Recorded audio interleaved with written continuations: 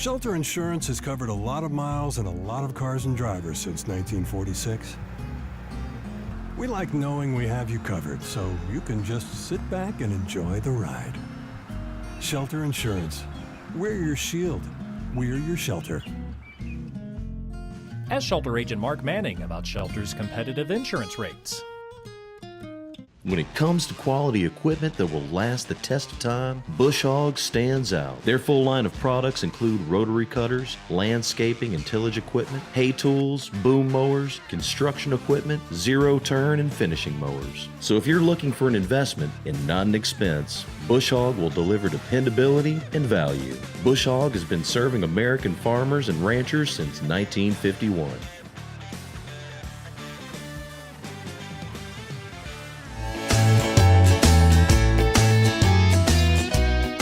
Grassroots Equipment and Outdoors, Bill Miller, south side atop the hill in beautiful Independence County. How are you, my friend? That's great. It's a beautiful day, isn't it? Man, it's sun shining, a little cool this morning, but what a beautiful day. Wonderful. In Batesville, Southside, Independence County. Love being up here, traffic in the background. You guys got a great location here, Bill. Talk a little bit about your location. Well, we're very pleased. You come to the top of Ramsey Mountain if you're headed south, just down past the stoplight, 2 doors down past the stoplight. Pretty easy to find. Some folks say, well, I didn't even know you were there, and I don't know how they miss us, but there's a lot of stuff out here. We sell a lot. We have a lot of inventory. And the highway department tells me there's over 22,000 cars a day. Now, granted, some of those are going back and forth to work, but that's a lot of people. That is a lot of people. Yeah, we've been very pleased, and a lot of people have found us that didn't know we existed, and strictly because of driving down this road. Well, you talk about a red revolution. We've had a red revolution, and see your Facebook post, and we invite you to like us on Facebook. Absolutely. Go to our Facebook, go to our Facebook account and like us there. Yeah. A lot of information you put on Facebook. Well, we try to, we obviously try to congratulate our customers on a purchase if that's something they're willing to allow us to do, because we're proud, and hopefully they are too. But we try to keep everybody in the loop of what's going on, current programs, the sales that are coming out, all that good stuff. And it's a lot to do, but that's the best way we found to communicate with folks. Absolutely. And we like to get on here to talk. And, of course, we're on Facebook also, and on the cable channel in Newport, cable channel in Batesville. But we want to talk lawnmowers, we want to talk tractors. But it's that time of year, lawn season. Weeds are growing. The grass is not quite growing yet, but the weeds are growing. But it's lawnmower time. Let's talk about some of the units that we've got in stock here, Bill. As you can tell, we've got a vast array of product from Gravely, products from Exmark, products from World Lawn. All these are commercial grade, high-end residential commercial grade. And we've got some entry point mowers as well for folks that are on a fixed budget or don't have very much to mow. We try to have a price point machine as well. But then we also have, the small subcompact utility tractors with the belly mower options. Some folks want a loader, some folks don't. You can put backhoes. I mean, there's various and sundry ways that you can equip this stuff, but we pride ourselves on being an Exmark, Gravely, World Lawn, Massey Ferguson. We even sell Bush Hog mowers. And if you've got lawn care or lawn maintenance that you need to do, we've probably got a product here that will fit you. Even with the steel product, when we carry the whole line. DR, we're a DR dealer too. Absolutely. I sold a pull behind mower for a customer the other day. I'd never stocked one. The brush mowers, we got all that stuff. And so if you're a homeowner or large property owner, small property owner, we've probably got something that can help you. Bill, I think sometimes when we talk about inventory, we don't just have we have a huge inventory selection. And you mentioned the steel products, and you come in, and you don't have just two blowers. You've got about everything that they offer in that category. And the same thing with lawnmower and tractors, from very small utility tractors all the way up to big farm tractors. Right. We try to take care of a large customer base, and everybody in this area within a 60-mile drive of here, they've either got an acre or 2 or 200, and we try to have the products that class of folks need or want or have an interest in, and we try to keep a very wide variety, because some people like Gravely, some people like Exmark. It's like a Ford and a Chevy. You've got people that like them both, and they're all equally good product. And with the steel stuff, we try to have a little bit of everything, so when you walk in our door, 99% of the time, we're going to have it. Right. Or hope we do. Sure. Certainly if we don't the first time, maybe we will the second. but we try to keep a pretty good stock of inventory. What about trading in? If somebody has a trade in, I know Sure. sometimes y'all look at some trade ins and Yep. Trade for some used equipment. How does that work? We evaluate whatever you've got. If you've got it with you, certainly we can look at it there. We'll come to your place, see what you have to trade, and then we'll try to come up with a fair price or equitable price for the person. Some cases, a customer doesn't want to trade it in. We'll bring it here and sell it for them. Let them Right. price it, and we try to make it work. We try to be accommodating to everybody's needs. When you have equipment like lawnmowers and even steel products and whatever the case may be, a lot of times people don't have the money to pay for that. Financing, a lot of financing options. Let's talk Sure. about those. And it's like everybody. We've got zero programs across the board, from on the lawnmowers through the tractors. We've got a standard rate program on tractors where you get to keep the cash discount. You've got pretty much a wide array of options with several different companies that we work with, depending on the product mix, that we can approach it and see what we can get for them. Not everybody's going to get qualified. Right. That's just the case Sure. of the world that we live in, but we certainly make every effort to exhaust the options that they have available to them.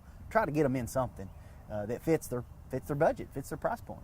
Well, you mentioned earlier about, I want to talk a little bit more about attachments for, the smaller utility tractors, and you talked about the what'd you call it, the belly? We call it a belly mower. Belly mower, yeah, I like that. It's Yeah. it's attachment that goes under a small tractor that you could also mow with, similar to what Ben has. But talk about the different attachments that you can put on these machines. Well, with the GC series, and that GC stands for Garden Compact. Okay. They're diesel, they're power steering, they're hydrostatic, they're very easy to operate. You can buy just a bare tractor that you can add to later. You can buy a tractor with the 60-inch drive-over mower deck. You can buy a tractor with a mower deck and a loader. The backhoe situation is a little bit different. You have to buy the backhoe already with the machine. Okay. In other words, you can't buy one of these little tractors and add a backhoe to it in the GC series. Gotcha. Because it comes as a unit. You can take it off, Right. but you got to buy it at one point because they build the mounting frames into the machine. Gotcha. It'll also take a belly mower. We had a lady here buy the whole thing: tractor, loader, backhoe, belly mower. She has a big farm up in Izard County, and they love it. I Right. mean, it's a Swiss Army knife kind of deal for them. Sure. They can do anything with it. And of course, you can put rear-mounted mowers. You can put blades. You're not limiting yourself if you buy the tractor loader backhoe by having the backhoe, because it comes off with 2 pins and 4 hoses. And you're done. No tools. You can put anything on just like you would a regular tractor. The 3 points there, it's ready to go. I do know this. I knew when you went into business and you talked about it with us that you said, you were excited to do that. The expectations of where you thought you were going to be, how's it gone so far for you guys? It's far and away exceeded my expectations. Great, fantastic. We've been so blessed to have the response that we've gotten from customers, old customers, even new customers, and folks that we've never met before. Just been absolutely blessed and blown away by the response we've gotten. And Well, there's no doubt it's because of you. It's because of the great products that you have. And how many years you been in this business? You've been in business a long time. See, I started, I guess, in 2006. I mean, I was on the farm prior to that. I've been around equipment most of my life. But Right. I started in the business in 2006, and we're 2019, so we're working on 13, There 14 you go. years now. A lot of experience, and you've got a great crew right here. And Wonderful people. Beautiful building and great location. Again, tell the folks where we're located, Bill. We're at 925 Batesville Boulevard. That's on 167 headed south, or maybe it's north, whichever way you're coming, but 925 Batesville Boulevard, right across the road from the Exxon and the airport, the Batesville Regional Airport. One other thing I'm going to say, and it may not, the folks that are watching or seeing us here may not see it at this point, but we're fixing to open a second location over on US 65 over in the B Branch Clinton area. Hope to have that going maybe April, early May, and same thing, same product mix, and look forward to maybe meeting some new friends and folks over there too. So There's no doubt you guys are doing a wonderful job, Bill, and thank grassroots continuing to grow. And we talk about that red revolution as we started the show with. It is a red revolution with the tractor models, the Massey Ferguson, and you mentioned all the different types of lawnmowers that we handle and all different pieces of equipment we've got. And we've got financing available, and we're here to take care of you. Bill Miller at Grassroots Equipment and Outdoors. We're in Southside. Come see us.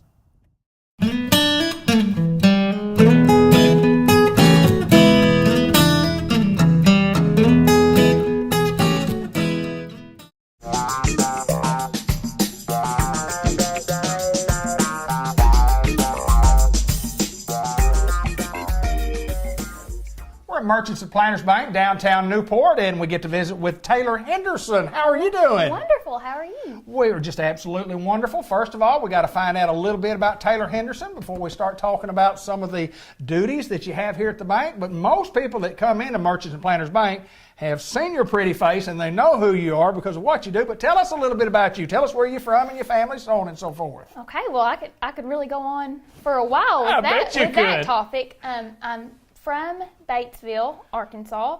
I currently live at Sulphur Rock. I'm from the hills in a tiny town you probably don't know about. It's Cushman, I know where Cushman is. Arkansas. Yes. There's not much there. But that's where I'm from. That's where I was born and raised. I've been working in Jackson County for close to 5 years now. Wow. So Wow. yeah, I started off at a little boutique called the Pink Poodle Boutique, and that's really what I've done always. Before Right. I worked at the bank, I've always worked in retail. And I think that's probably when I decided that I am a people person, and Absolutely. that's my favorite thing to do, every day is get to deal with our customers and see so many friendly faces, and Jackson County has a lot of those. Well, one of the things that we wanted to talk about, and we wanted to make sure that, and everybody knows this, but the face of a bank really are those faces that when we come into the bank, and a lot has changed, a lot of online banking, but when we come into the bank, we see faces that are familiar to us. And being a teller, I want you to kind of talk about some of the job responsibilities. And everybody says, well, okay, you count out money. Well, there's a lot of responsibilities that you have as a teller that's a lot more than just counting out money. Tell us what all you do. Tell us what Yeah, I you do. do. I definitely count a lot of money. I say I count money in my sleep. I'm kind of a professional at it at this There point. you go. But I do anything from, somebody brings a deposit in, cash and checks. We count change and roll change here, which isn't my favorite job Right. to do, but there's a good story behind it. Somebody brings in change that their son, has been saving up for his first pet, and somebody brings in change for a family vacation. Right. So I work with a lot of deposits and the money aspect, but my favorite part is definitely dealing with our customers and just getting to see people, on a weekly basis, sometimes a daily basis. And so I get to really get to know my customers and know everything, from what their pet's name is Sure. to, what's going on at home, how their kids' sporting events are going. And so Absolutely. that's really, my favorite part of my job, probably. All right, and we're in a month that's it's a community bank month. That means a lot to us at Merchants and Planners Bank. Being a community bank, kind of tell us what community bank is and what that entails and what makes Merchants and Planners Bank a little different. It's a little bit different for Merchants and Planners because we're actually 30% employee owned. So we're a smaller bank, we're a community bank, but we've got the big town banking experience here with the small town community bank. Well, there's no doubt, and when you talk about community banks, and we are, and you mentioned about 30% owned by the employees, so important in a small community like Newport, Arkansas, to have that. And it's so important to know that we at the bank have lots of employees that may or may not be in the marketing department and may not get to come on this television program and talk about, but when you talk about somebody that is in your position as far as a teller, I mean, tellers are the nuts and bolts of the bank. And why the bank? Why the bank? I know you say you were a people person, but why Merchants and Planners Bank? Tell me about that. Well, it's just something I kind of stumbled on. I was in the market for something that had benefits. Right, because sure. I started here right around the time that I found out I was pregnant with my son. Uh-huh. So that's what led me to the bank, and I've just stayed here because I absolutely love working for Merchants and Planners. We're more than just, like when I come to work, it's more than just coming in, saying hi to people and leave, doing my job and leaving. We're a family here. Absolutely. And you don't Absolutely. find that very often, especially, I'm a single mom, Right. so unfortunately I have to stay home with a sick baby every once in a while. Sure. And, I work with people that aren't just rolling their eyes when I call in because my kid's homesick. I work with people that, oh, Judson's not feeling very well. Right. Well, they shoot me a text. It never fails. I get a text or a phone call anytime I have to stay home with him. And I think that tells a lot about where you work, but the kind of people that you work with. And that's something that I just really am so thankful for. Well, I do know this, that Merchants Planners Bank has been my bank for a long, long time. And I started banking when I was 16, and I just turned 63, and I don't know how many years You that don't is. look a day over 50. Well, thank you so very much. But it's my bank of choice, and it has been for many, many years. And the great thing about it is I like walking into the bank. I like seeing people, and when I can see. Had a little trouble with my eyes recently. But Taylor, we appreciate you so much for taking time to join us. And No problem. Thanks for having me. And good luck. And again, it's a Community Bank Month. That's what we're celebrating at Merchants at Planners Bank. Thank you, Taylor. Thank you.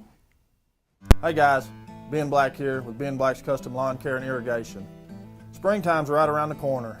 I know a lot of you enjoy getting outside and planting that garden. If you're having trouble with your tiller this year, or you're wanting to make your garden a little bit bigger spot, give me a call, 870-512-8429. I can come over and till you up a little plot of ground for a very reasonable price. We appreciate your business. We thank y'all for calling. Y'all have a blessed day.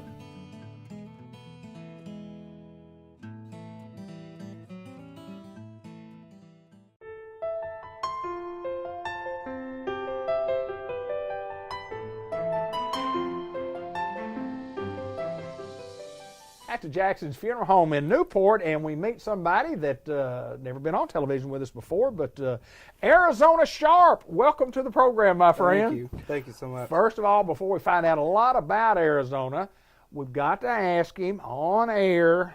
It's a little unique name. Tell us how you got the name Arizona. Well, while they're trying to come up with the name, all my family was sitting around. It was kind of like a big gathering, I guess you'd say, and my uncle, the Arizona Gene commercial came on, so my uncle was like, oh, it'd be funny if you did Arizona. And so then everyone started laughing about it, but then they're like, but seriously, I mean, that sounds kind of cool. And so It is. it kind of stuck, and so it's Arizona Ray, and then Ray being after my dad, and so it just kind of one big flow. That's fantastic. That is a great story. And now you tell me that when you meet people from time to time, they might come up with a nickname, and the nicknames are from Colorado, Nebraska, any state. They're just going to make you a state, aren't they? Yes, sir. All right, grew up in Harrisburg, Arkansas. Tell us a little bit about growing up over there, and tell us a little bit about your family. I have a little sister, one sister. Okay. Mom and dad. So grew up in Harrisburg, played football, baseball growing up my whole life. Beat up on Newport and Pee Wee football. Sure you did. Beat them in the championship each Is time. that right? Good for you. Yep. Good for you. And then graduated from Harrisburg. My little sister in 2005, she actually was diagnosed with cancer, and so we attended St. Jude for most of my life growing up. Yeah. And that's why my mom was actually working with Jackson's secretary at Harrisburg. And so Jan was a big supporter of that, and she helped us out big time with that. You bet. Got to ask you this, and you talk about working at a place like Jackson's, and your story got started early. Kind of fill us in on how that worked over at Harrisburg, how you got started. Well, it's back to when Mom worked there. I mean, me and my sister and then Brian Carter's little kids, we'd all be running around playing and stuff. And then I was at college at Williams, and I was like, man, I'm just not enjoying this anymore. And I'm like, what's something I'd like to do? And I started thinking, I was like, well, I've always liked being around the funeral home and stuff. Like I like the people there, and I know them all. So I called Brian, I was talking to him, and he's like, yeah, you just need to call Jan and see if she'd be willing to let you apprentice and stuff. And so I called Jan, you know, she's like, oh, yeah, sure. Sure. I mean, sure. Free help, Yep. come on in. And so I started helping just a little bit coming in as needed. And then it got to where, like, come in on the weekends and stuff, and we'll pay you and everything. I'm like, awesome. And then it got to where it's like, come in 3 days a week, and then now it's just full-time working every day at Jackson's. So. There you go. All right, well, kind of share with us how long you've been here, and kind of tell us your duties. You've been to mortuary school and still have the test come up, but kind of tell us about what the duties are that you're doing right now.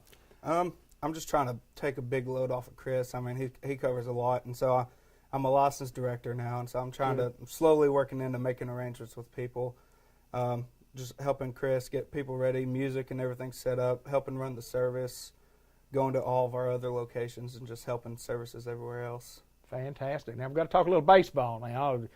You said you played a little college baseball, and now you're coaching your son. Tell us how that's going. Tell us all about baseball. Well, I'm a baseball guy. Oh, I love it. But I don't have a kid on the team. Okay. And so I grew up with my fourth grade teacher, Belinda Self, and so Okay. that was my fourth grade teacher. And so her son, Derek Self, which is one of my best friends now, Okay. he came to one of my games when I was in 4th grade. And so now we've gotten older, and I started coaching with this other guy, and I met Derek. Oh. And so now we're coaching together, coaching his son. And so we are a travel team, Arkansas Nemesis is the name. Right. And so we're a 9-year-old, started with them when we were 7. And so we're just each weekend or every other weekend or whatever, we're traveling around, just getting a lot of tournaments in, a lot of games, and trying to develop the boys better. Well, you know, I kind of put that together when you tell me when you graduated, and I think about having a 9-year-old kid. It'd be a little difficult to do. You never know. The numbers didn't add up, did they? It's a lot of fun, though, isn't it? Oh, I enjoy it. Where do y'all travel? Where do y'all play? This past weekend we played in Cabot. The weekend before we were in Bryant, and the weekend before that we were in Cordova. Wow. And then we're off this weekend. Next weekend we go to South Haven. And so we just travel a lot everywhere. Well, I do know this, that Jan said it's a pleasure to have you here. I know they're thrilled to death to have you, and said you were a fine young man. Of course, you and I are Facebook friends. I accepted a Facebook request, or maybe I sent you one and you accepted. But beautiful place to work. Great people here. Talk a little bit about the people. Oh, I love all the people, all of our locations. I mean, Wynn, you got Eli and Heather. I mean, they're just great people. McCrory, you got Nick and Miss Diane and Miss Susie. Harrisburg, Charlene and Brian. I mean, there's nothing wrong with any of them. I mean, I love working with all of them. Here, you got the whole crew here. I mean, there's so many to name. But, I mean, everyone's super nice, and we're here for one thing, is caring about the families we take care of. And so we all enjoy it, take pride in that. Well, there's no doubt about it that you're learning from the best, my friend. There's no doubt about it. Arizona Sharp, good to see you, my friend. Nice meeting you. Harrisburg Hornet, right here, and talking about whipping up on the Greyhounds in the Grey Puff. Good to see you, my friend. Thank you.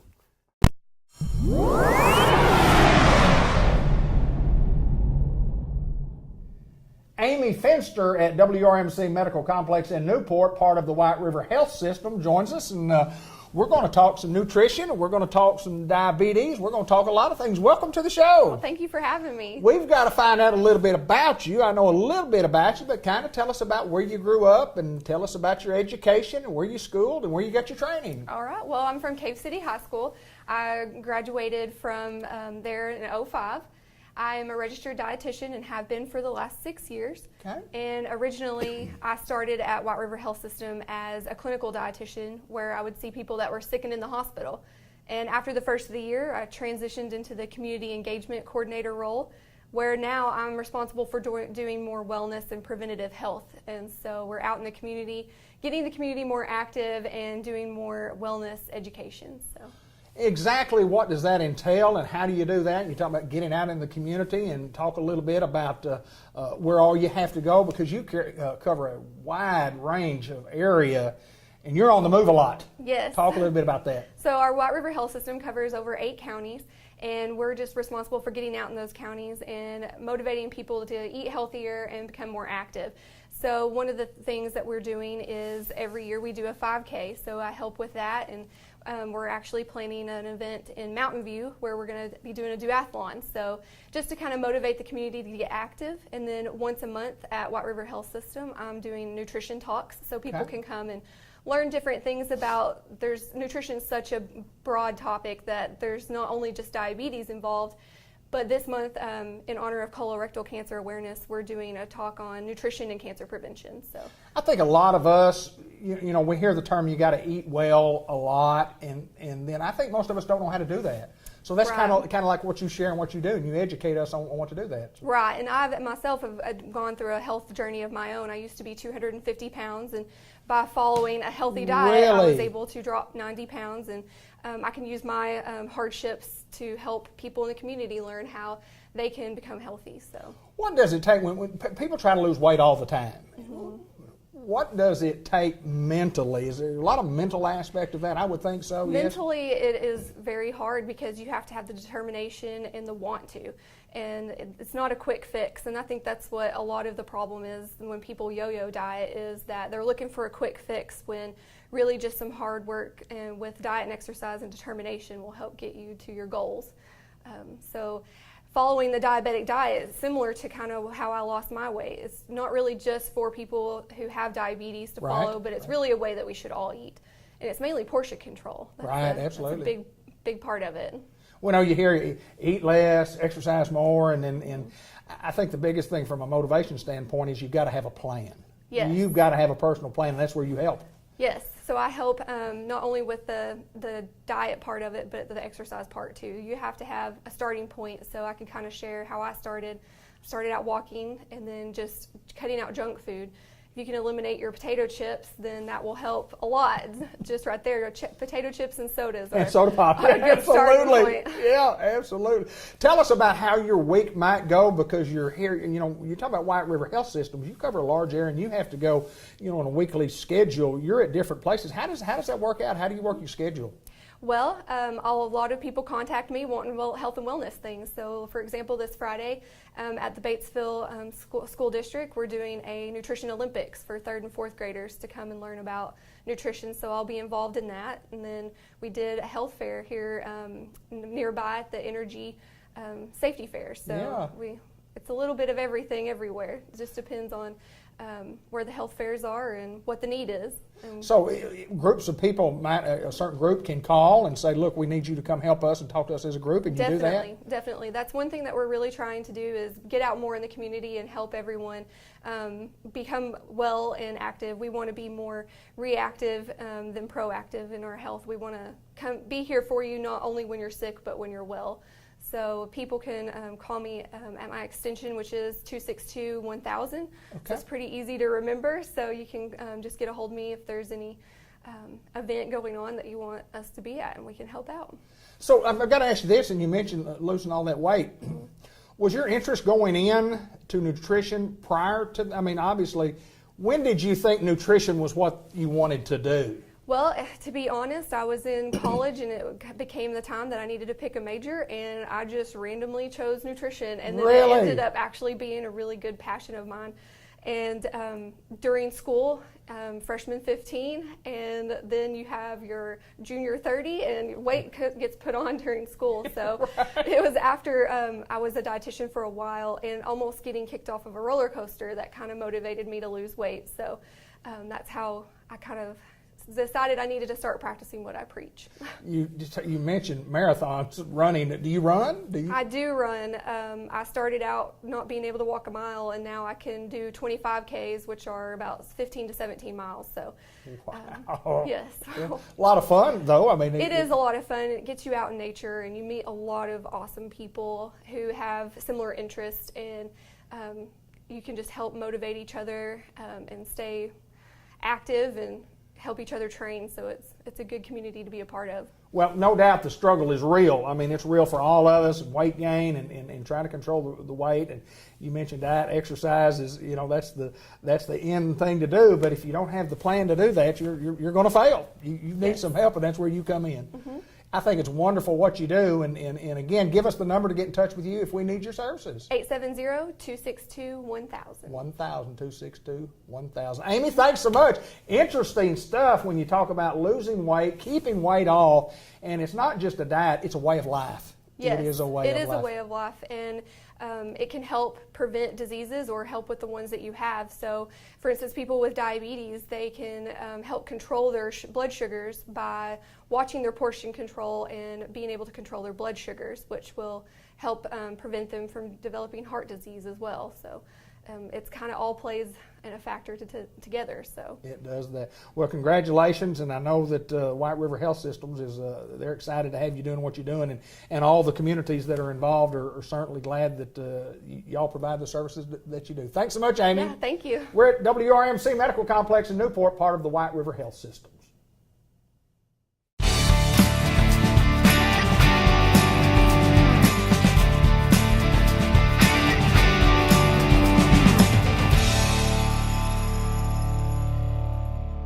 John Chadwell, NEDC, downtown Newport. Welcome to the program, my friend. Thank you. Once a month, we get to visit, and we talk about the great things going on in Newport, Arkansas, and we have things to talk about today, my friend. Let's get right after it. Well, you know, one of the big things just happened. Happy birthday. Thank you, sir. I appreciate it. 63 is, it's pleasant to be 63. I have been told that people who have birthdays tend to live longer than those who don't. I have noticed that too in my older age. Yeah. I have noticed that. So right. I want to keep having them. I don't want to stop. So That's right. It's a Thank good you, thing. sir. I appreciate you very much. Well, we have a lot of things going on and a lot of economic development things going on, but I want to talk right now about the importance of some things that people don't traditionally think of as economic development. So we've given the statistic several times that we've got a little over 2,000 people a day who drive from outside of our county in here to work and then go home outside our county. And we need some of those folks to live here. And so when you're looking at people wanting to live in an area, there's several things that are important. And we do a survey every other year and say, what's the most important things to you? What are the things that need to change for you to move to Newport? Housing is at the top of the list. Perception of the school district is always at the top of the list. And things to do. Things for people to do is those are three big things. And so you've seen some of the housing that's beginning to pop up around Newport in the community, and we've got some developers that continue to come in and look at opportunities for housing in our community. And so we are excited to see that development, because that's one of those things. There's some exciting changes going on at the school district, and we think the new superintendent is going to be somebody who's really positive and outgoing. So we're excited Mr. Bunch is coming to join us. Dr. James has done a great job as the interim superintendent. So we see some real positive momentum and energy at the school districts, and see things just really starting to blossom there. And so with those two things starting, entertainment, things for people to do is a big deal. So Drive is working on this downtown entertainment series, and we've got a bunch of sponsors. There are businesses that have just given a lot of money to make sure that people in Newport have something to do. And it is going to be a summer of fun downtown. It should be. It'll be a blast. There are going to be concerts, and there's going to be country music, there's going to be rock music, there's going to be a juggler who comes. He juggles fire and knives and all that kind of stuff. There's going to be a storytelling troupe that comes. They're going to tell, their storytelling here is going to be Tales of the White River Monster. There you go. We've got a comedy improv troupe, does like Whose Line Is It Anyway on TV. I mean, it's just going to be a summer full of all kinds of things. And then we've got our three big festivals.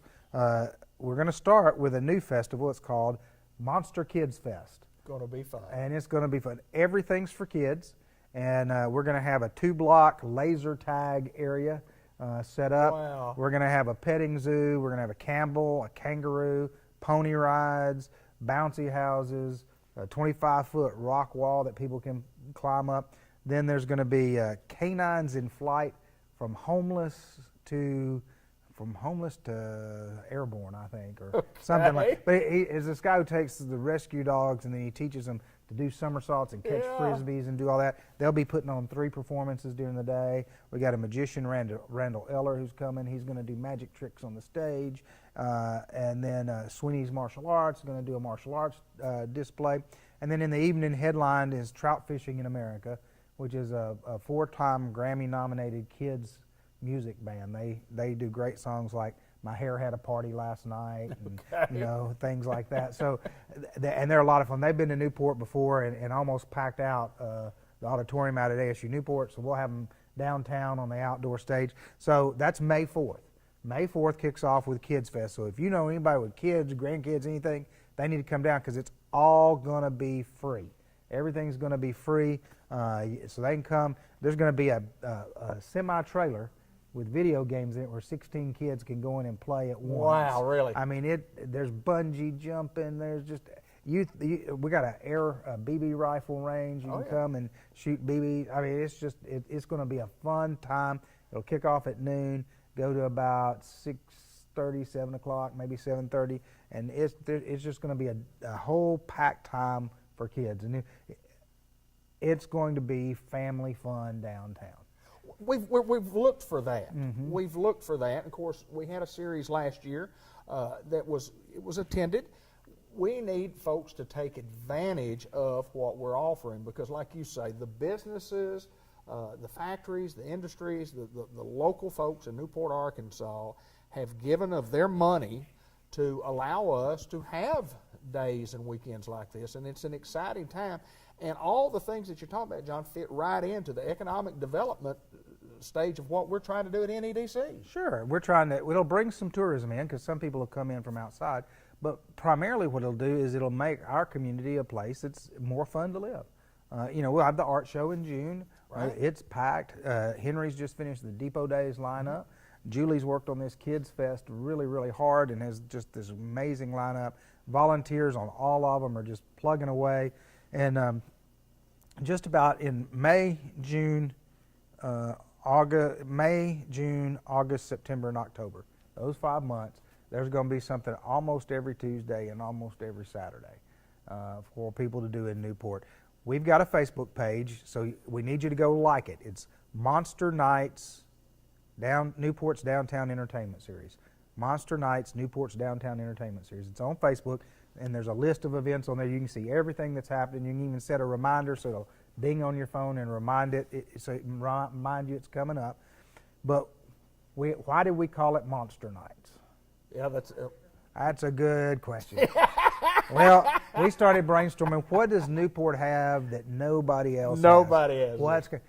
And it's the White River Monster. That is correct. And so as we started playing around, and we hired a group to help us come up with a name, we started playing around with it. We found out that in the 1970s, this stretch of river with Newport in the center was actually named by the Arkansas legislature as the White River Monster Sanctuary and Refuge. So in this section, it's illegal to harm or disturb the White River Monster. I forgot about it, but that is true. Yes, sir. Since that signifies a safe place for the White River Monster, we're making it a safe place for the whole community to come and have fun. And if the monster wants to climb out of the water and party with us, he can just come and party along and be just safe as everything. And he's not a scary monster by No, any he's stretch of not. the imagination. He's not. And we've got a logo developed, and we'll have some T-shirts out before long that have the monster on the front and say Monster Nights.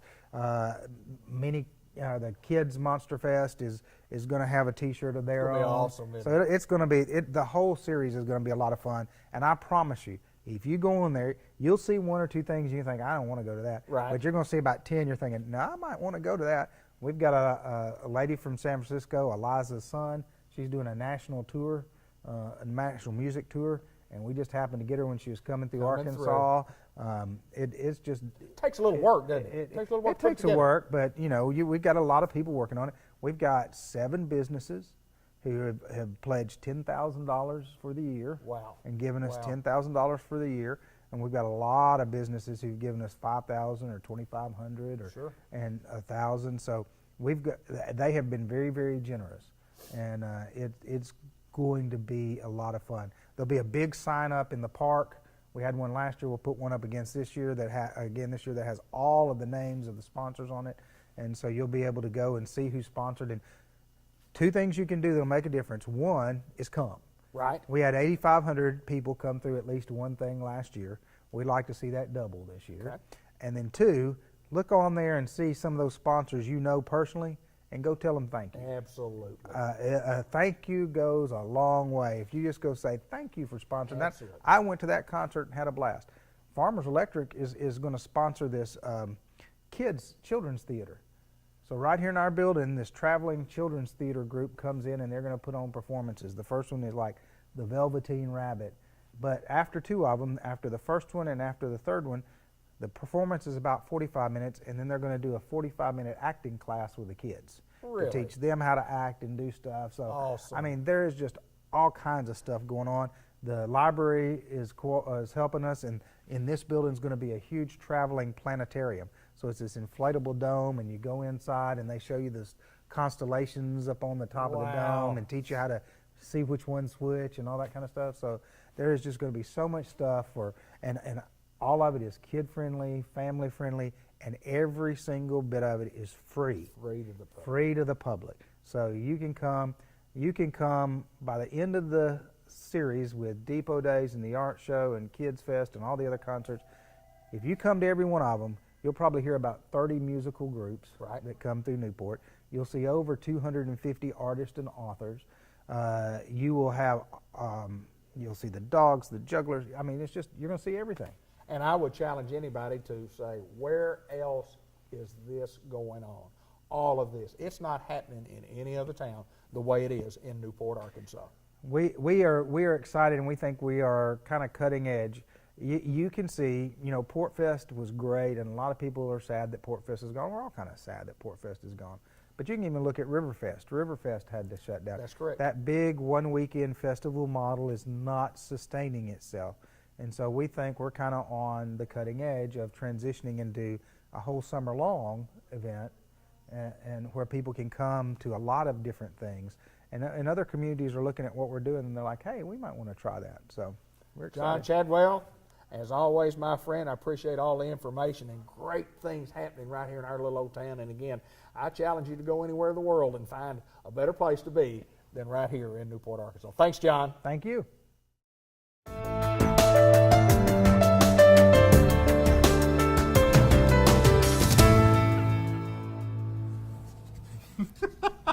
Go down. We want you to like our Facebook page. Facebook, Doc. I'm surprising Doc with Facebook here. You sprung this on me. I did, didn't I? Okay. Customized. Look, I was framed. you were customized Yes. vision care. Here, take that, Linda. That's our prop person. Okay, The we're going to gaffer. start this Is that what a interview in gaffer 3, is? 2, 1, go. Oh, we're on the air. Yes. Dr. Gavin McDowell. Yes, sir. Village Mall, Newport, Arkansas. Yes. The eye guy. The eye guy. Yeah, I was thinking about that last night. You know, there's the Dr. Pimple Popper. Yeah. And there's the Toe Bro. Have you seen the Toe Bro? I haven't seen the toe, bro. Oh, I made my kids watch some episodes of the Toe Bro. Tell me about it. Oh, it's a Toe Bro. It's a podiatrist. Oh, okay. I believe he's in Canada. But anyway, just removing toenails and cutting yeah. out. Oh, it looks painful. I'm sitting there just tensing up the entire time. Yeah. So I thought You I'm made your gonna kids start my own show. It's gonna be the eye guy, and I like that. And I don't know what we're gonna do. It's gonna be a lot of episodes. It's which one's better, 1 or two. 3. One Are you? or 2. Yeah. I don't think the viewership is going to be as good as what the Toe Bro is. Maybe I can just poke somebody in the eye every now and then. The pimple popper people, that's pretty bad. I really get into that show. I don't know why. Really? I like watching it, cutting stuff out. Anyway. Woo! That's all I've got to say about anything. Anybody likes the pimple popper, I can't help. Well, it's not like you're just sitting there popping pimples all the time. It's actual stuff. It is other stuff in it. than Than pimple poppers. Yeah. Well, we don't do pimple poppers here. No, we don't. We actually check your eyes from time to time to see how they're doing, and we do custom eyes. Custom eyes, because we customize your vision care and your visual needs to suit you. Did you come up with that name? No, my wife did. She did. My She's wife did. brilliant. She is brilliant. She is brilliant. I mean, her taste in men is A little lacking, is but evidence alone. well, folks, it's a beautiful April day. We're visiting Dr. Gavin McDowell, Newport, Arkansas, and what would you care to visit about today? Do you have anything in particular, any topics that you'd like to discuss besides the pimple popper lady? No. I want to talk about eyesight, sunglasses. We talk about it. Yes. We talk about it in the winter. We talk about it in the summer. We talk Yes. about it time to time. We have sunglasses We here. do have sunglasses, which we do, and it's very, very important that you're protecting your eyes from the sun. It's just like sunscreen. If you get out in the sun, that we're getting closer. Eventually, spring will be here. I know, I laugh about it too.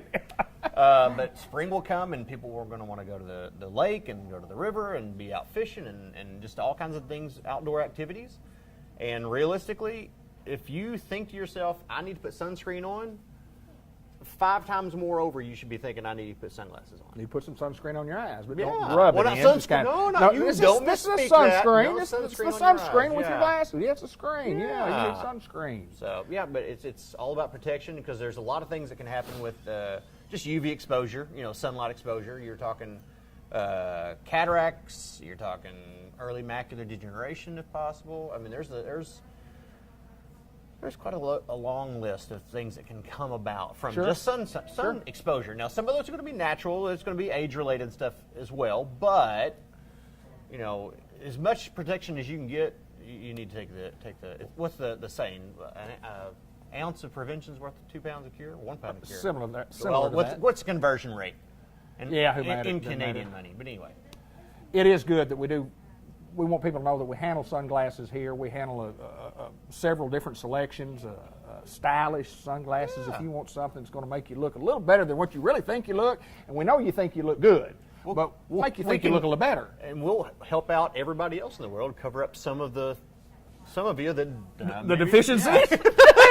Is that the word we're looking for? I was trying to find a delicate way of saying it. Yes. You mentioned cataracts. Yes. And my age people, Your age. tell me Our what age a people. cataract is, because Okay. older people like me, and I've had cataract surgery, and they say, well, you've got cataracts. Yeah. I always thought it was a big growth on the side of your eye. That No, poked out here. and Well, what's a that's- cataract? It's so funny too. When I talk to patients, if they're uneducated about it as well, I'll talk to them about cataracts, and they'll be like, "Well, I don't see anything." Well, yeah, you don't see anything. It's actually inside your eye. What it Okay. is right behind the colored part of your eye. Okay. There's a little lens in there, and think of it like this. It's shaped kind of like a disc plow. Okay. Okay. So that lens has a few different functions. Most notably, two main functions. One, it changes shape. Okay. In our youthful years. It changes shape so that it allows us to see things up close and things out at a distance. Okay. It's kind of like you would adjust a pirate telescope, That Sure. change in shape gives us the ability to change focus from out there to here. The other thing it does is it also filters out the UV light we were talking about. It filters out the blue end of the spectrum to help us help protect the retina. Okay. Now, as it filters out that UV, it actually causes that lens, which is clear when we're young, to get cloudy. Cloudy, and Yeah. you can't see when it's cloudy. Right. So what I like to tell patients, it's kind of like this. As that opacity gets more and more, it's like putting a sheer curtain in front of your if you've got a big picture window, put a sheer curtain in front of it. And, over more time, we'll put another sheer curtain on top of it. Pretty soon you can't can see still, out. You can still See, see out, right. but it's not as clear, and eventually it just doesn't work right. So what we have to do, you have to go in and you have to remove that surgically. You have to pull that whole cataract out, and we put a prosthetic lens in there. Cool. You replace the lens. Yes. Yeah. And it continues to do No. It doesn't do that. It just Now here's the thing. Standard implants don't do that. They don't Okay. change at all. Okay. It's just going to be put in. You're going to see it at a distance. That's usually the way we set it up. We Get put you both some- eyes are set up at distance, and you have to use some reading glasses. when we're Okay. doing it. They make some fancy upgradable implants. Some that correct more if you got a lot of astigmatism, which is just a weird curvature to the eye. They can correct for that with the implant. You can get thinner or no glasses for distance. There are lenses you can put in that will actually help you see at a distance and up close. Now that doesn't work off. They tried to develop some that worked off some movement of the eye, but it just didn't work out quite as well. There's new versions that work better. Okay. I'm not a huge fan of those upgradable ones just yet. The results have not given me great promise to tell patients, listen, you need to go get that upgradable implant. well, I think most patients would say, I would say, well, if I could see out there and all I had to have Oh, was yeah. reading glasses, I'm cool with that. Here's the thing. Most cataracts are, like we're saying, caused by sunshine, but also birthdays. And so one of the things that I tell most patients is that cataract surgery is usually going to occur somewhere in your mid-60s. That's average. Right. Some people a little bit earlier, some people a little bit later, but usually mid-60s. So by the time we hit our 40s, almost all of us have trouble seeing things up close anyway, hence, glasses Sure. to help us with our up close Sure. and even intermediate. And it gets a little bit worse as we get older. So by the time you hit cataract surgery age, Okay. you have been using reading glasses of some sort For a while. for 15, 20 years Right, got you, probably. got you. So people they've gotten accustomed to the fact, well, I just need reading glasses. Well, that's going to be the same when we do the cataract surgery. So we're not ever promising that you're not going to need glasses after cataract surgery. Oh, no. The yeah. goal, and often, almost always, especially with the surgeons that I send out to, almost always the case, you're going to be free of glasses to drive, watch TV, walk around, do anything you want to, other than see something right up close.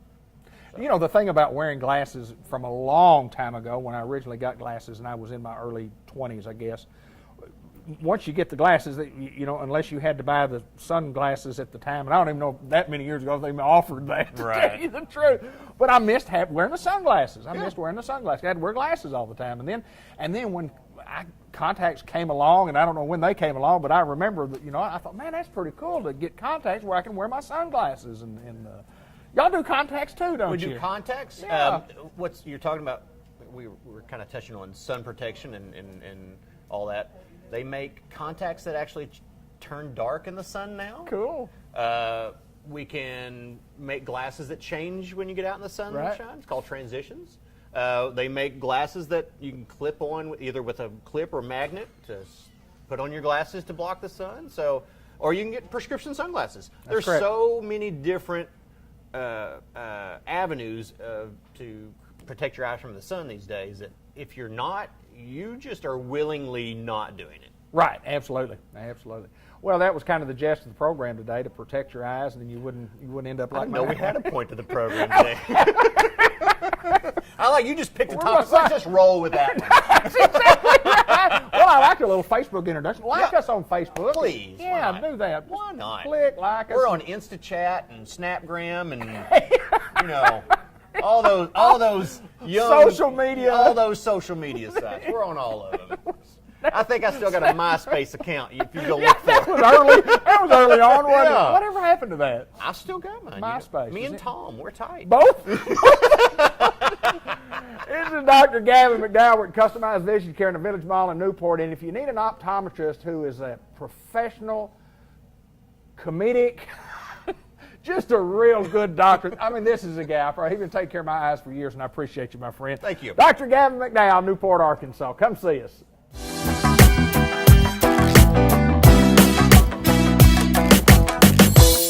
Hello, everyone, and welcome to the April edition of the Farmers Supply Association Agriculture Report. I'm Randy Klepechka, agronomist with Farmers Supply Association.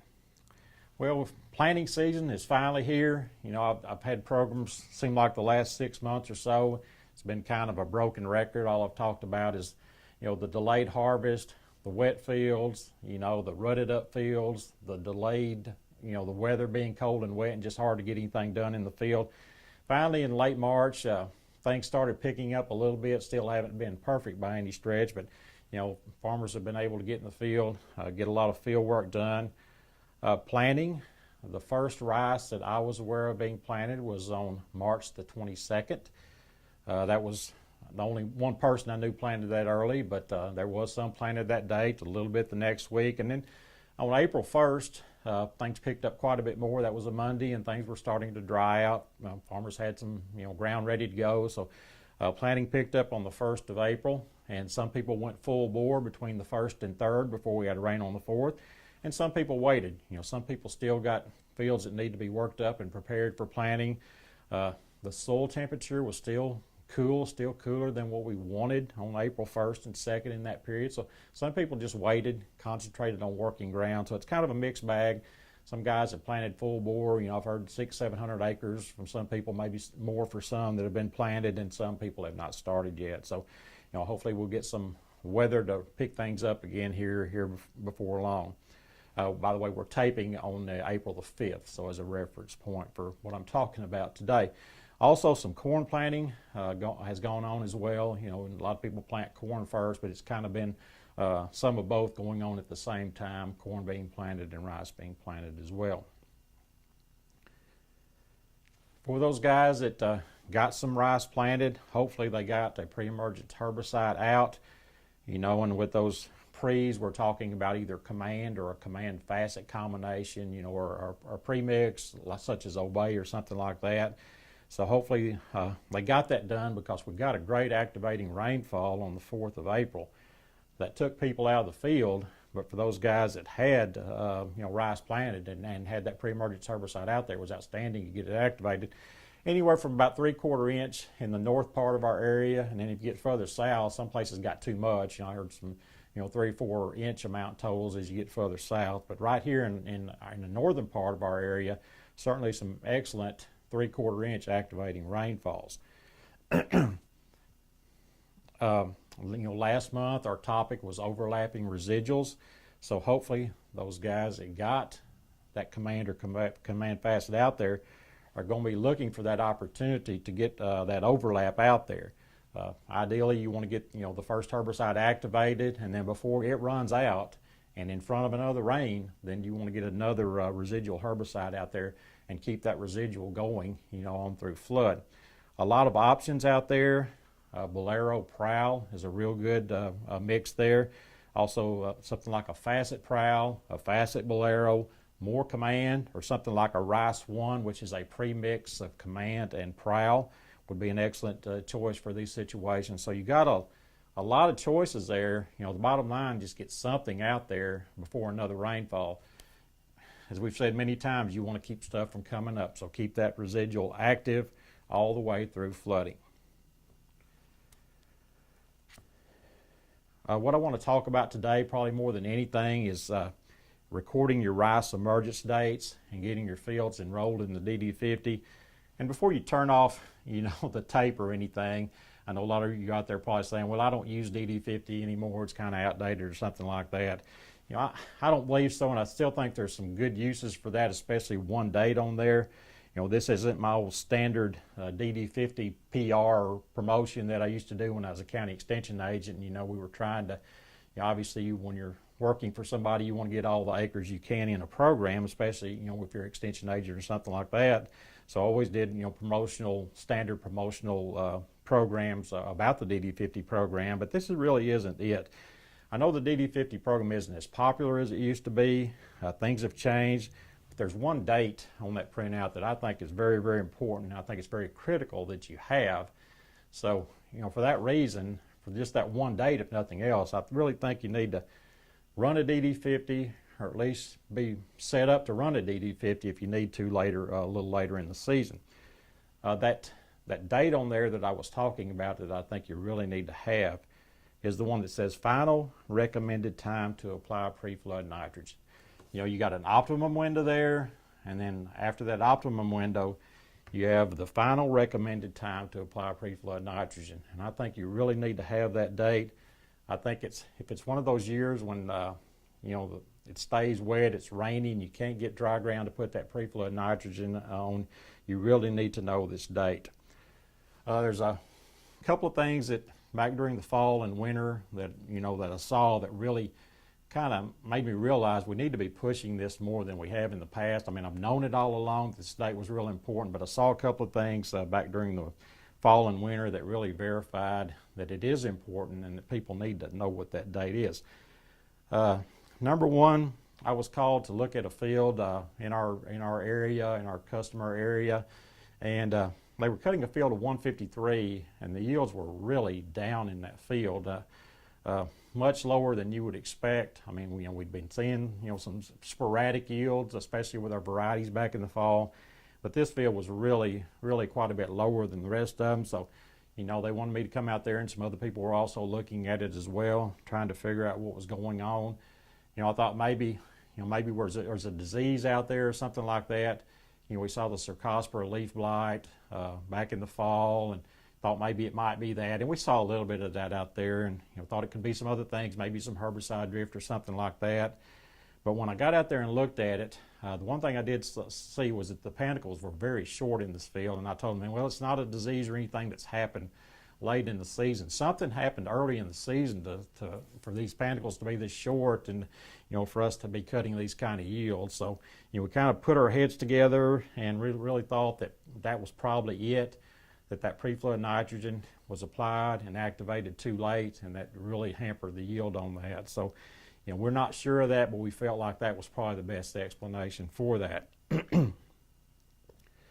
Another thing, during the winter meeting season, Jared Hartke, the state rice specialist, showed a slide at that meeting, and it had applying your pre-flood nitrogen at various dates from real early to real late, and it showed a graph of the yield potential, the yields at those different dates, and the yields were really steady until you got to that final recommended date that we talked about on the DD50.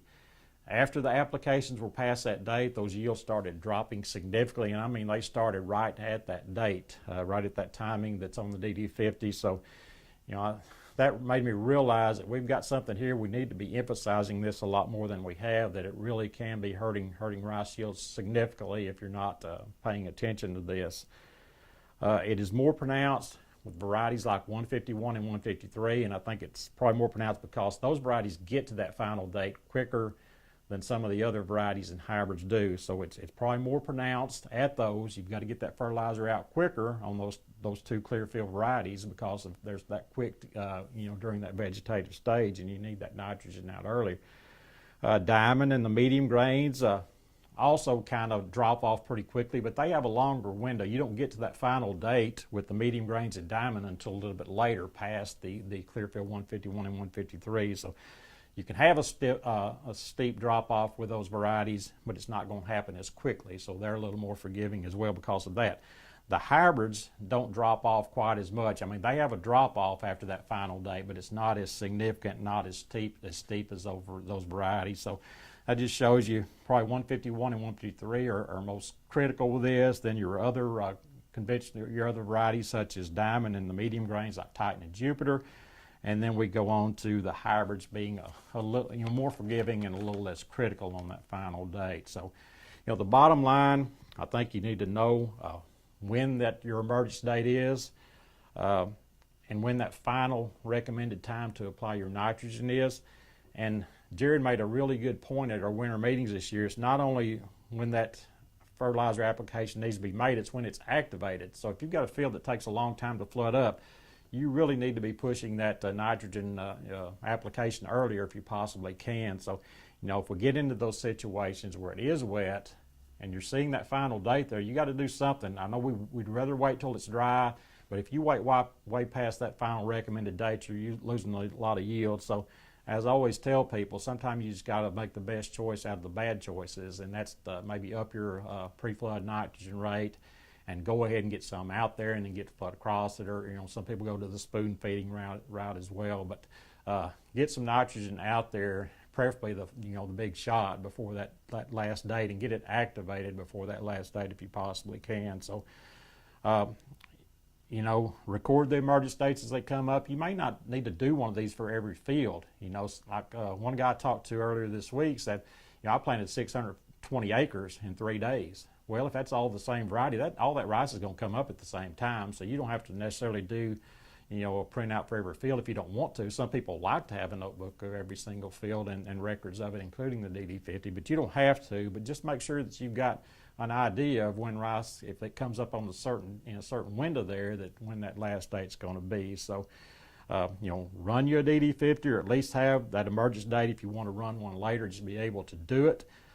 It's so easy to do nowadays. Used to, you had to fill out the card and get it to your extension office, and you can still do it that way if you want to. But you can do the DD50s over your cell phone now. It's very easy, and who doesn't play on their telephone, or at least have somebody on your farm that plays on their telephone all the time. If they're going to be playing on their telephone, well, make it productive and have them run some DD50s, and that way you'll have this date if you need it. So. If you have any more questions about any of this, call me through Farmers Supply Association at 870-318-0739, or email me at randyklepechka@gmail.com. And this has been Randy Klepechka with your April report.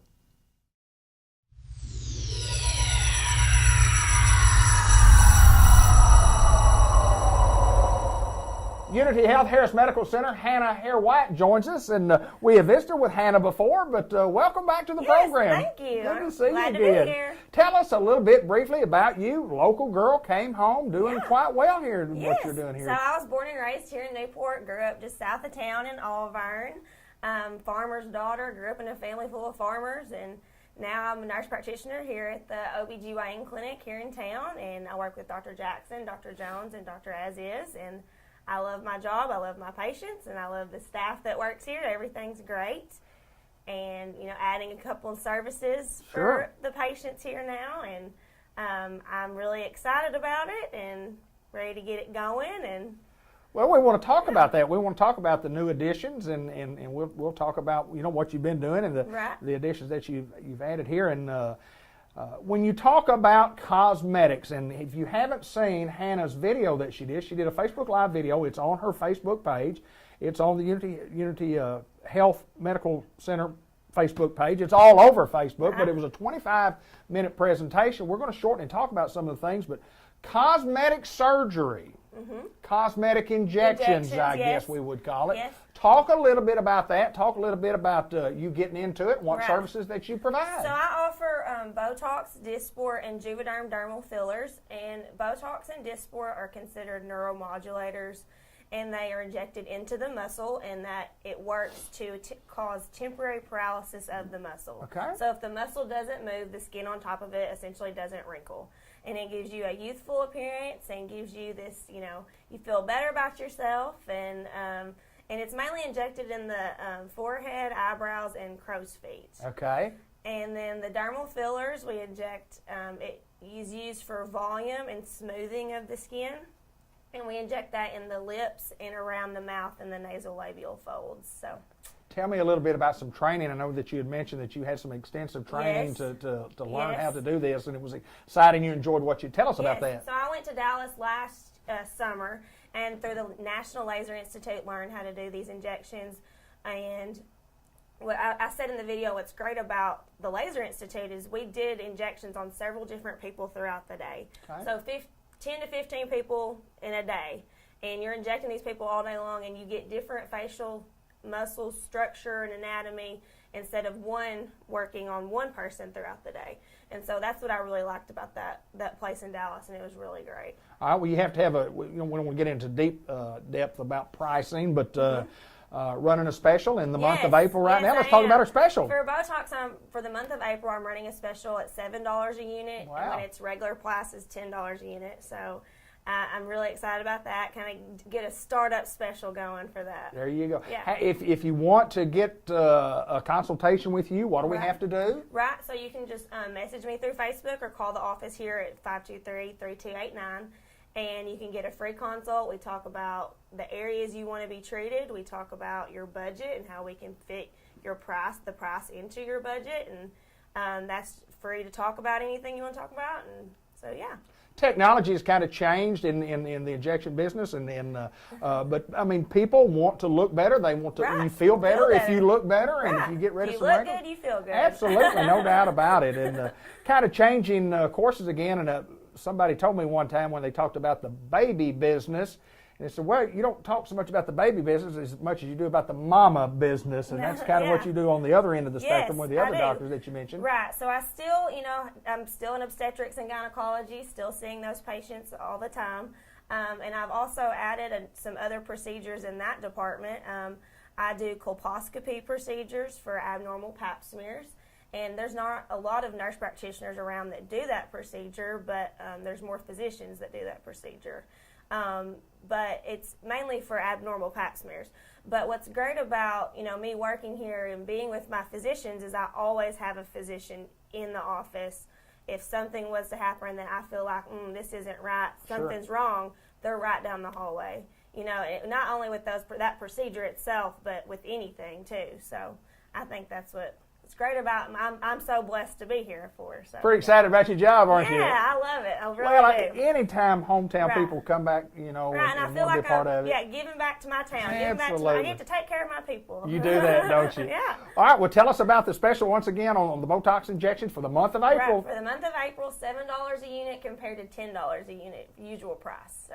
Sound to me like that's about 30% savings. Yeah. You can certainly save some money. And I do want to ask you this before we get off the air about when you do the consultation, you kind of set up with somebody. Do you know how long they're going to use these? How often do you get injections like that? So with Botox and Dysport neuromodulators, it usually lasts from 3 to 5 months. Okay. And then fillers last, they say at least 6 months, but I think you can get a good year out of it. Good deal. Yeah. Good deal. Excited about the new additions, aren't you? Yes, I'm ready. Good deal. Well, congratulations to you. If you need our services, y'all know how to get in touch with us. You can check out the number at the bottom of the screen and like us on Facebook and like Hannah's Facebook page also. And you can always go to that video. Go look at that video because it was a great it was a demonstration of what all's happening here. And you're doing a great job, girl. Appreciate you. Thank you.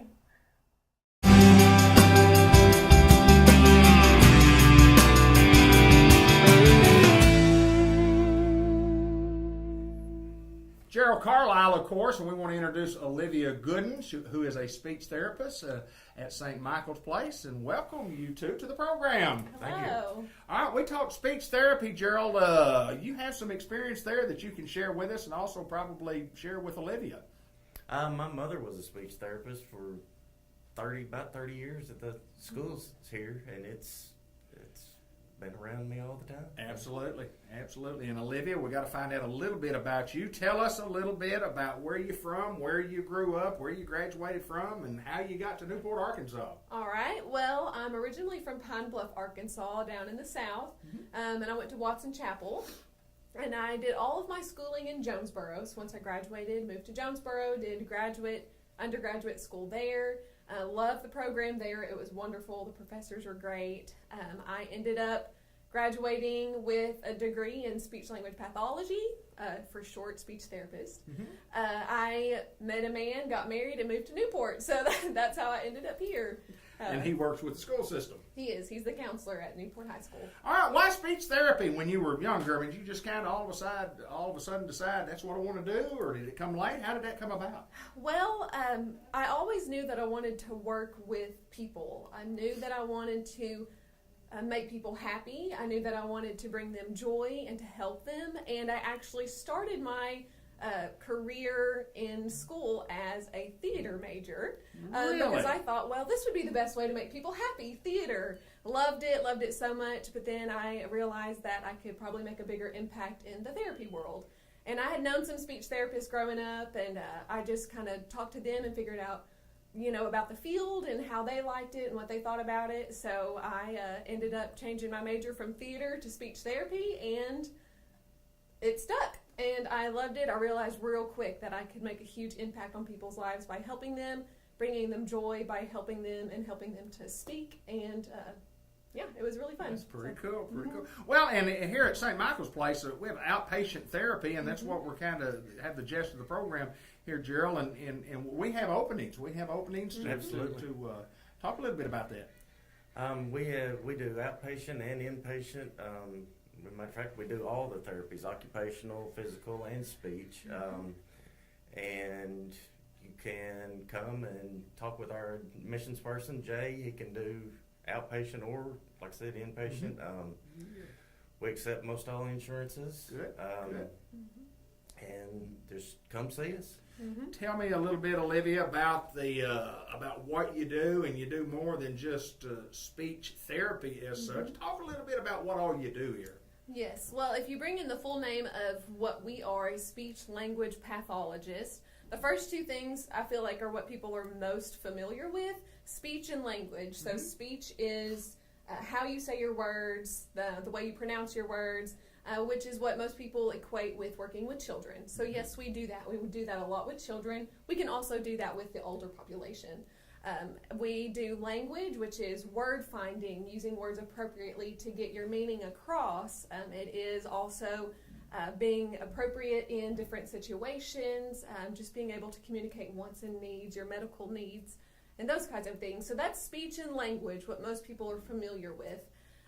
Within language, we also target cognition, and that's what a lot of people don't know that we do. Cognition is memory. It is learning how to manage your medications. It is problem solving and safety awareness in new and unfamiliar situations. So we do a lot of that here with various diagnoses of strokes and degenerative diseases and those kinds of things. Along with that, we also do swallowing, and a lot of people don't know that swallowing falls under speech and language therapy. Right. I try to explain that to people as when you're doing physical therapy, you're working your leg muscles. When you're doing occupational therapy, you're working your arm muscles. When you're doing swallowing therapy, you have muscles here just like you do here and here. Never thought about it that way. Yeah. And so we have certain exercises and maneuvers to make these muscles stronger, to make them work better in coordination to make your swallow safe. We also have compensatory strategies. If muscle rehabilitation is not possible, we have compensatory strategies of positioning or food altercation. So. All right, here's my question. If somebody's looking for those services, number one, how do they know? I mean, I guess you would know if you have problem speaking like I do from time to time. But do you have to get a referral, or how do we know that we can come here to visit with you? Well, I like to tell people that a lot of times you don't know if you need speech therapy. And some warning signs to kind of look for are Are you having trouble finding words such as, oh, it's on the tip of my tongue, it's right there, I can't think of it, which that happens to everybody. It's pretty normal. But if it's happening a lot, then you may want to seek some services. You can get just a referral from your primary care physician. If you're choking or coughing or getting choked up a lot while you're eating, after you're eating, then that could be, if you're worried about that, just go to your primary care physician, get a referral to us, and we can work with you. Well, there's no doubt that it's one of those, I guess therapies is such that you don't think a lot of for the normal general public. Mm-hmm. But I mean, there's a great need there's lots of folks out there in the general public. But I want to go back to kids and what age do you start at that? What age do kids? I mean, you can't talk to you 2 or 3 or whatever, but from a kid's standpoint, what age group kids do you usually see? Well, actually, before I came to work at St. Michael's, I did early intervention in the Batesville area. So early intervention is birth to 3. Wow. So I worked with little bitties. It was really fun. But with that age group, you work with the acquisition of language. So right, sure. Turn taking with just noises and sounds, initiation of eye contact. All of those things fall under the acquisition of language. And so as they get older to 3, you can work on some speech, which is how you say your sounds and those Sure. kinds of things. But I think the youngest child that I worked with was 6 months old, I think. So wow. you can start birth to 3, little bitties. But I also did some work in the elementary schools while I was in school. I did some at the elementary school, which is really fun as well. Jay and Gerald both told me that this is a program that's a growing program here at St. Michael's, and we certainly encourage you to, if you need our services, to give us a call or come visit with us. And we always ask for you to come visit the facility and look at all the upgrades. And there's no doubt they said they had a great addition to this department, and I guess we've done okay, my friend, haven't we, Gerald? Yes, sir, we did. Sir. We're at St. Michael's Place, Olivia Gooden. We're talking about a lot more than just speech therapy, as you just heard.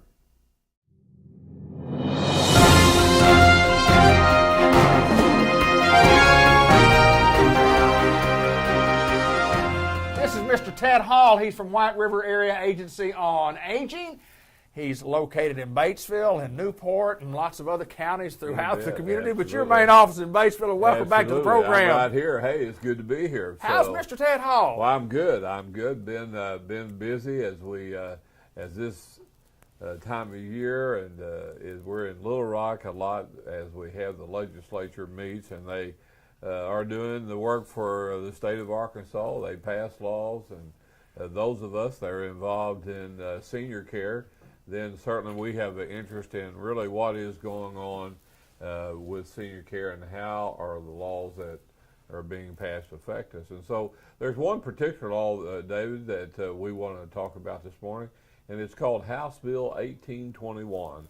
And this is a bill that would really help those of us in aging and also folks that deal with disabilities, also folks that deal with behavior health and those kind of things that deal with senior care and disabilities and those kind of things. So we're paying attention to that today because this is important to us, because it would ask the Department of Human Services to go forth every 2 or 3 years and just review our costs, what it takes to run the businesses of taking care of seniors.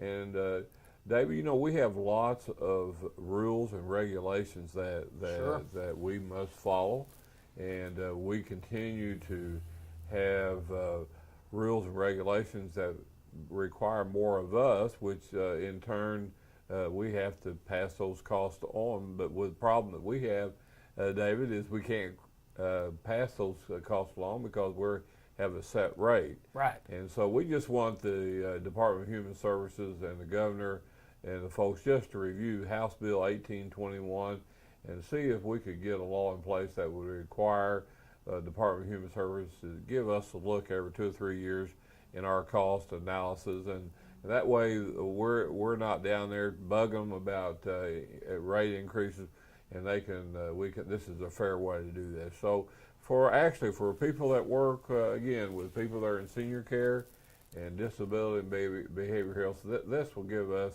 a way and an avenue that we can communicate and show DHS exactly what we do as far as serving the people here in our 10-county area, and in particular Jackson County.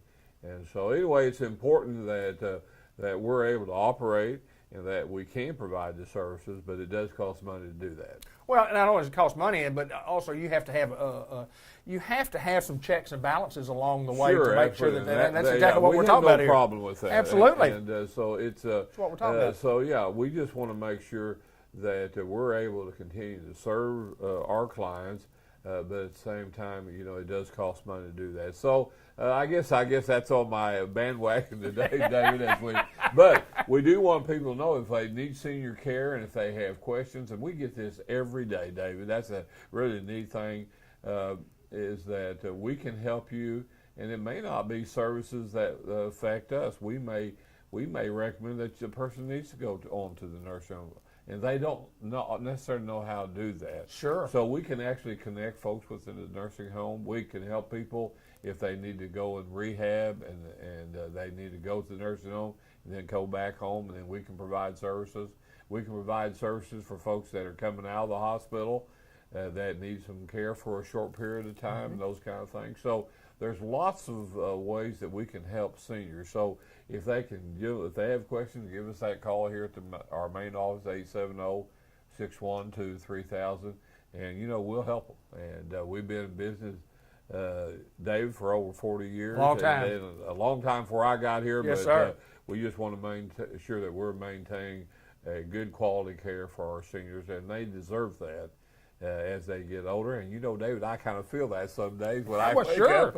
Absolutely. So I understand all that very well, and so it is important to support our seniors. It's important that we support our senior centers throughout our different counties, and you just would be surprised, David, just the fact that someone that can go to a senior center and not only get a meal, but they can visit with other people. Fellowship. And many times they've lost their loved one, and they need a place to socialize and talk about just things that make them feel better, just being around people. So that's what we do, David, every day, and we just want to make sure that again that we're serving the people in our 10 counties here at White River Area Agency on Aging. I think you guys do a wonderful job, and I just want to hit on one thing. You talk about the senior centers, and Margaret Goodman, who's working over to one in Newport, and yes. And I was talking with Margaret not too long ago, and you know, we discussed things of, you know, how important is it? She said, well, it's just fun. It's fun. Yes. And if seniors can have some fun, boy, it's a good reason to get out of the house. I was over at Newport the other day, and they were playing beanbag baseball. Yes, sir. And now they had people on this side of the room, this side of the room, and they were getting up there, and it was just like, you know, I'm an old coach. And they were, Margaret was right there coaching. Yes, sir. She was right there coaching everybody. She's a good one. That she is. But anyway, we appreciate it. All right, Mr. Ted Hall from White River Area Agency on Aging.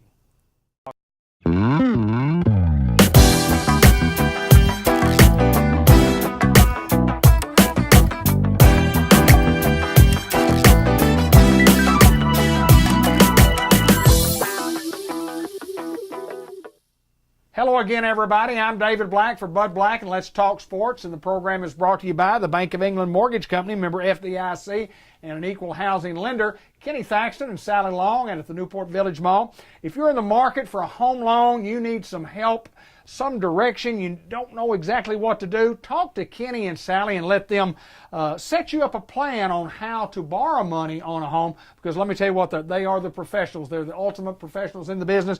Give those folks a chance when you want to purchase a house or you want to refinance the house that you're living in right now. Maybe you want to get a lower mortgage rate. You can check with Kenny and Sally and see what interest rates are available. I can promise you this. I've been doing business with them for a long, long time. That's who takes care of all my mortgage lending at the Bank of England Mortgage Company, member FDIC in the Village Mall. Eric Musselman. Who? Eric Musselman. What's a name? It's synonymous with basketball. He's the new basketball coach at the University of Arkansas, and I think it's a great hire for the University of Arkansas. Guy's got a lot of pro experience. He's got college experience. He's at the University of Nevada. Now, how good's the University of Nevada? Well, for the last 3 years, they've won their conference championship and taken his team to the NCAA tournament. And with his dad being an NBA coach, he was around the NBA game all his life. This guy is a real good, solid basketball coach. He's supposed to be a great recruiter. I think everybody needs to get on the bandwagon and welcome this guy here. Very tough to win in college basketball, very tough to win and please the fan base in any sport in college anymore. With social media, where people just get on there and their expectations of what what they think the Hogs should do. People are talking about over a 10-year period they need to be in the NCAA tournament 7 times and make the final 4 a couple of times, but at least be in the Sweet 16 4 or 5 times. Folks, let me tell you how hard it is to make to the Sweet 16. The Arkansas Razorbacks, in comparison to Duke and Kentucky, 4 of the last 21 years, Kentucky's been in the Final Four. 2 of the last 15 years, Duke's been in the Final Four. So to get to the Final Four, obviously you got to get into the Sweet 16, okay? And then you got to win a couple of games there. Very difficult to do. The Arkansas Razorbacks have been to 6 Final Fours in their history. One of those was in 1941. One of them was in 1945. One of them was 1978, 1990, and then 94 and 95. Everybody remembers the national championship year in 1994. People forget about the Hogs going all the way through the bracket. They won 5 games in the tournament. They made it to the Sweet 16, made it to the Elite 8, made it to the championship game. So they won a game. They won a game in the Final Four and lost to a close ball game to UCLA. UCLA pulled away by several points late in the ball game, but lost in 95. And people forget about how good that basketball team was. They had almost everybody coming back, Corliss and Scotty and all the crew, but finished second in 95, and you don't talk much about that. But I want to talk about the Sweet 16. That year, those 2 years, 94 and 95, 16 teams made the Sweet 16, obviously. In 94, how many of those teams do you think repeated the next year and made it back to the Sweet 16? You can look it up, folks. With Arkansas, there were 3 other schools in America that made it to the Sweet 16. Very difficult to do, very difficult, number one, to get into the tournament, very difficult to win a game in the tournament, and you got to win 2 games to get to the Sweet 16. And you think, well, there's lots of schools that do that, but in all reality, there's really not. So welcome Eric Musselman. I think he'll do an outstanding job at Arkansas, and I'm excited to see where that program will go from here. On a baseball note, the St. Louis Cardinals are off to a 4-5 start. Not a good homestand, but they did salvage a ball game. Adam Wainwright was sensational on Sunday when he pitched to salvage a 1 game out of that series. But I think the Cardinals can make a run. I think Milwaukee's off to an outstanding start. They're 8-2. The Cubs are struggling. The Brewers are the team to beat in that division. There's no doubt about it. And the Cardinals have their work cut out for them. But I think they've got a good enough crew. They added a big bat in Goldsmith and a reliever, Miller, from the left-hand side. He hasn't fared real well as of late, but that guy can pitch, so let's give that guy a little time, and the Cardinals are going to be just fine. Gateway Grizzlies get underway. Grant Black reports on the 20th of this month. They start playing on the 10th of May, so we're excited for Grant and his group to get going up in Sauget, Illinois, 10 minutes from downtown St. Louis. Looking forward to the season. Lots of things going on around the high school level, high school baseball and high school softball, junior high softball and baseball. It's going on here at Newport and Tuckerman, and all those teams are doing quite well as we speak. Lots of sports going on, but Eric Musselman, he's the guy at the University of Arkansas. If you got any questions, you ever want to talk a little sports, you can give me a call at 870-512-8427. Love talking sports. For all the folks at Cable 15 TV and for the Bank of England Mortgage Company in the Newport Village Mall, I'm David Black for Bud Black. Until next time on Let's Talk Sports.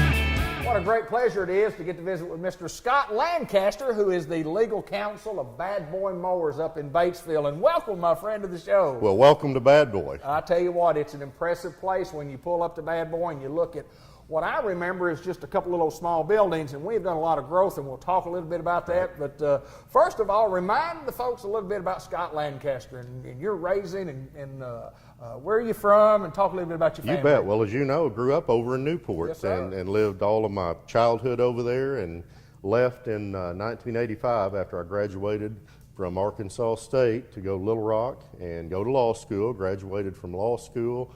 Planned on coming home to Newport, but the Friday law firm offered me a job, so I thought, well, I'll work there for 4 or 5 years and then move home to Newport. And 25 years later, I ended up in Batesville. So I stayed with the Friday firm for 25 years and then had an opportunity to come here to Bad Boy, and so did that in June of 2011.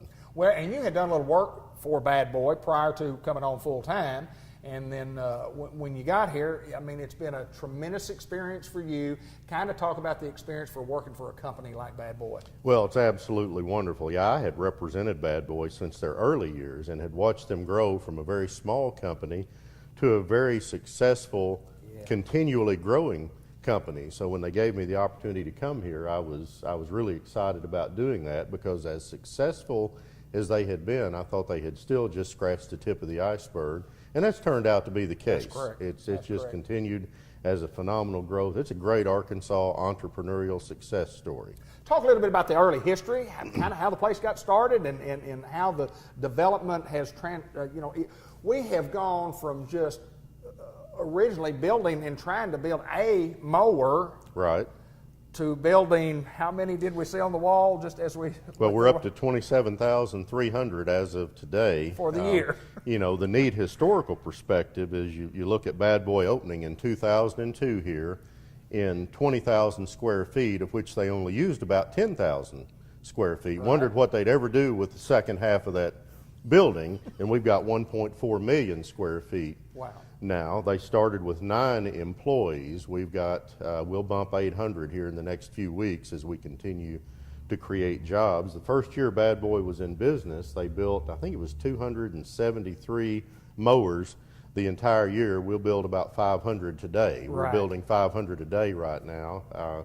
We hit 56,000 something last year. We'll break through 60,000 this year. So it's been a truly phenomenal exponential growth since 2002. Talk about a little bit about the dealers and where you have dealers as such, and we continue to grow, and we're a worldwide company. Absolutely. We've got over 800 independent dealers in 41 of the states right now. Arkansas, Missouri, Oklahoma, all around here, over to the East Coast, Mississippi, Georgia, Alabama, Florida, all up the East Coast, even up into New York and up in that area, and then out west, even into Colorado and some of those states. And then we've also got a great relationship with Tractor Supply Company, and we're in over 1,200 of their stores. Wow, fantastic. So, yeah, including my favorite state, California. There you go. But being facetious, of course, a lawyer's nightmare to sell things in California, but we do it, so, and works out well. But great relationship with our dealers, great relationship with Tractor Supply. What's on the horizon for Bad Boy?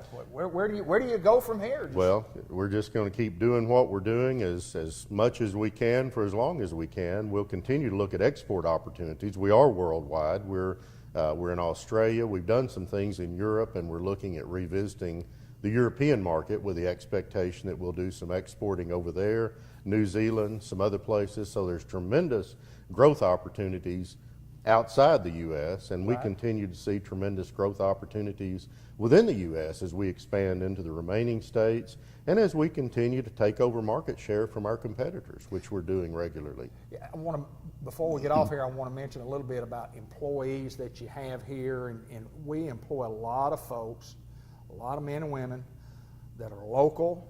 Of course, we have a lot of them that have to drive in, but we have a lot of folks that work for us right here at Bad Boy. Talk a little bit about We do, and we say, and we truly mean this, that we use the term strength from within. Strength from within.